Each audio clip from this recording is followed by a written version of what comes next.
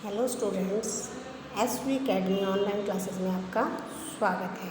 आज हम class second का सब्जेक्ट है हिंदी में हमने पिछले वीडियो में लेसन 4 सारस और किसान जो लेसन था उसको आधा पढ़ा था।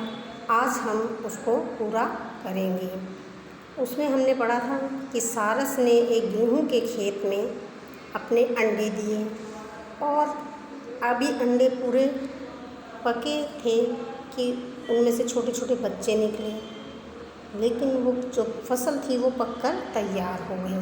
किसान ने सोचा कि अब हम फसल काटेंगे, तो उसने कहा कि मैं गांव के लोगों को कहूँगा, वो मेरी फसल आकर काट जाएंगे। लेकिन कोई नहीं आया। बच्चों ने बताया कि किसान आया था और उसने कहा था कि मैं गांव वालों को बुलाऊंगा और अपनी फसल काटने को कहूँगा।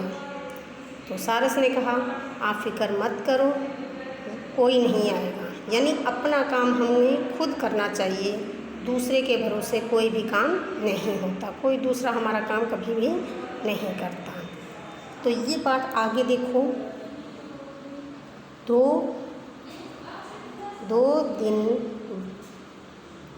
दो तीन दिन तक कोई फसल काटने नहीं आया। यानी 2-3 दिन तक तो कोई फसल काटने नहीं आया। अगले दिन जब सारस शाम को बच्चों के पास आया तो बच्चे बहुत घबराए हुए थे। वे कहने लगे, अब हम लोगों को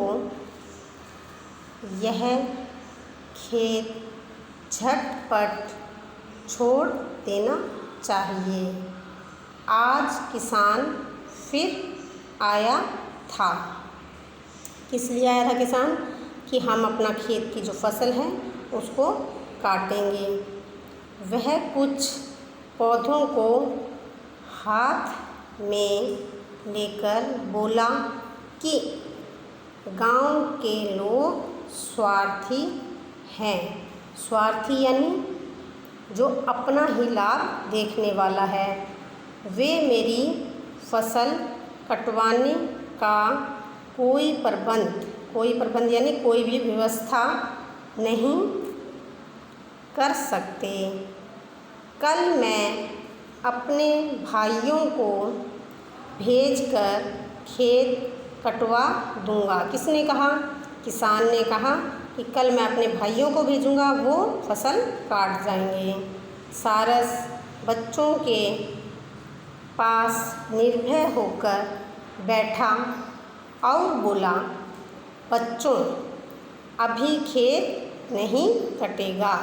यानी अभी ये खेत कटेगा नहीं, तुम चिंता मत करो। 2-4 दिन में तुम लोग ठीक उड़ने लगोगे। किसने कहा? इस सारस ने कहा अपने बच्चों से। अभी डरने की आवश्यकता नहीं है। यानी घबराओ मत, कोई दूसरा इसका काम नहीं करेगा। यानी किसान का काम कोई दूसरा आकर नहीं करेगा। तुम्हें डरने की कोई भी ज़रूरत नहीं है। कई दिन बीत गए। सारस के बच्चे उड़ने लगे थे। यानी सारस के जो छोटे छोटे बच्चे थे वो थोड़ा थोड़ा उड़ने भी लग गए थे और निर्भय हो गए थे। निर्भय यानी निडर, जो डरते नहीं थे।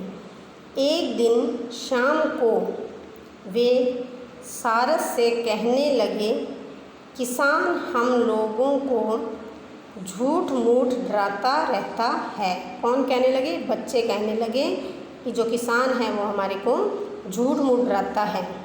इसका खेत तो कटेगा नहीं, यानी इसका खेत कोई नहीं काटने आने वाला।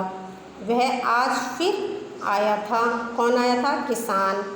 और अपने बेटों से कह रहा था कि बेटा, मेरे भाइयों ने भी मेरी बात नहीं सुनी। यानी भाई भी नहीं आए फसल काटने के लिए। सब बहाना बनाते हैं। मेरी फसल का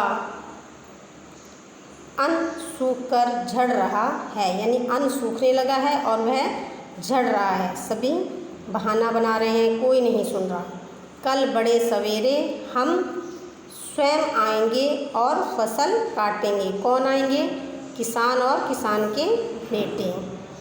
सारस घबराकर बोला, चलो जल्दी करो।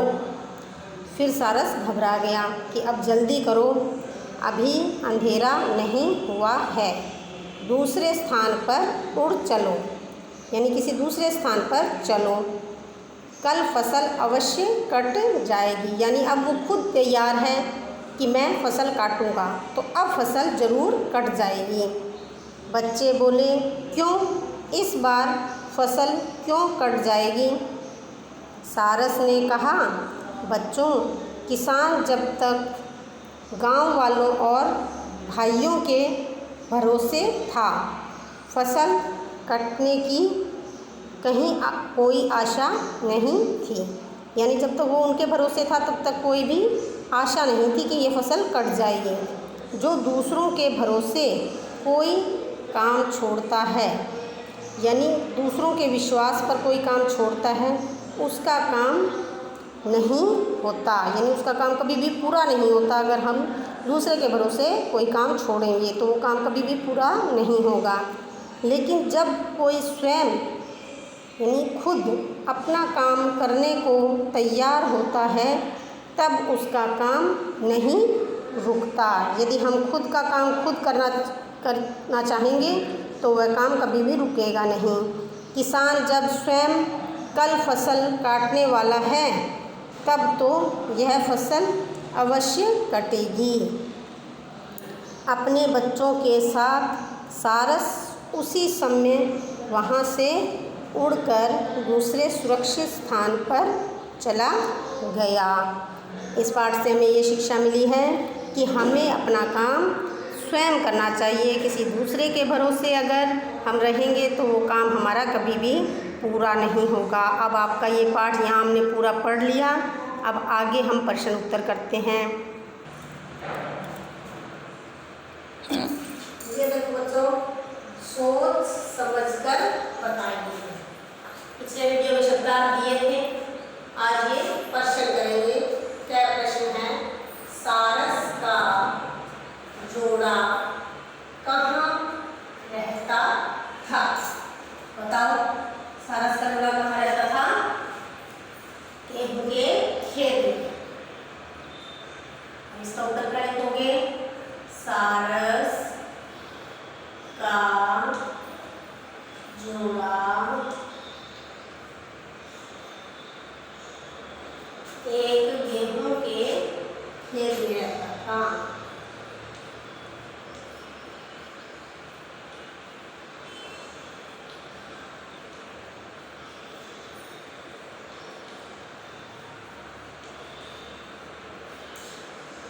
एक गेहूं के खेत में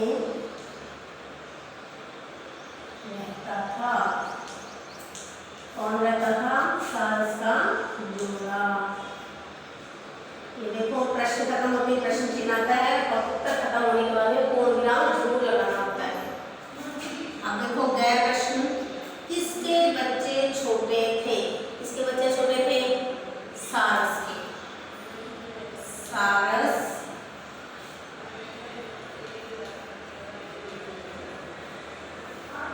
के बच्चे छोटे थे। किसके बच्चे छोटे थे? सारस के बच्चे छोटे थे।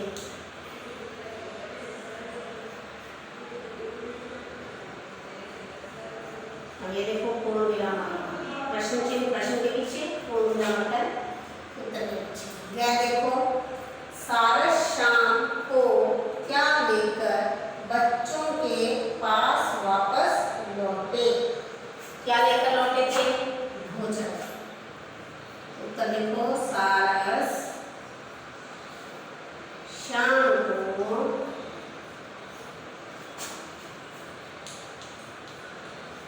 भोजन लेकर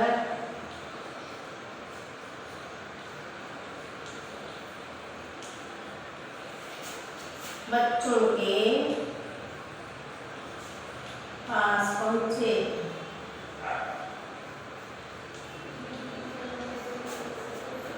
बच्चों के पास वापस लौटे।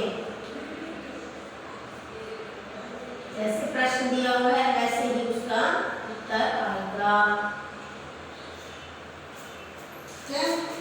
अब लिखित देखो, सही विकल्प पर सही का चिन्ह लगाइए। अब सही विकल्प पर सही का चिन्ह लगाइए।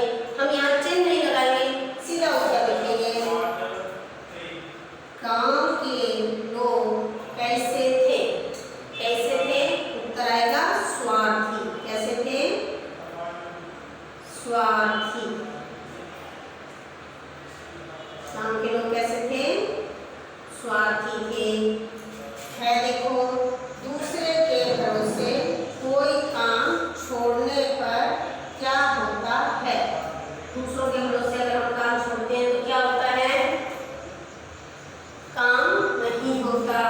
तो उत्तर लिखोगे काम नहीं होता। काम नहीं होता यानी वो काम कभी भी पूरा नहीं होता। अब देखो ये प्रश्न दोबारा पढ़ो। क्या है? सारस का जोड़ा कहाँ रहता था? कहाँ रहता था? उत्तर देखो, सारस का जोड़ा एक गेहूं के खेत में रहता था। है देखो प्रश्न, किसके बच्चे छोटे थे? उत्तर है सारस के बच्चे छोटे थे। यह है, सारस शाम को क्या लेकर बच्चों के पास वापस लौटे? उत्तर है सारस शाम को भोजन लेकर बच्चों के पास वापस लौटे। लिखित देखो, पहला है सही विकल्प पर सही का चिन्ह लगाइए। क्या देखो,